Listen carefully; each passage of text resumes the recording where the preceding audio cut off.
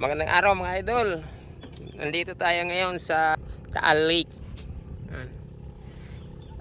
Pakita ko sa inyo yung Bulkan Taal ngayon. Yan. Yung Bulkan Taal po natin ngayon sa kasalukuyan ay maaliwalas mga idol. Hindi siya umusok. Yan. Ayan. Hindi siya umusok. Kalmadong kalmado ang ating bulkan. Yan.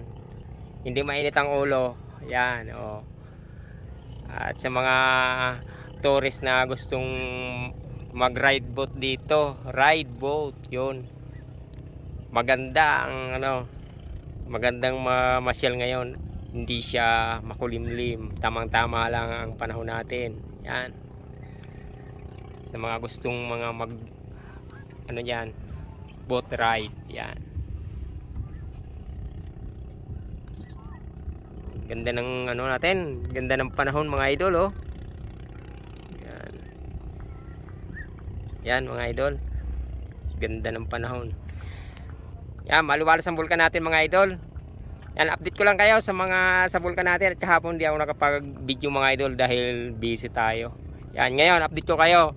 Maganda ang ating panahon ngayon. Ang bulkan is maliwalas.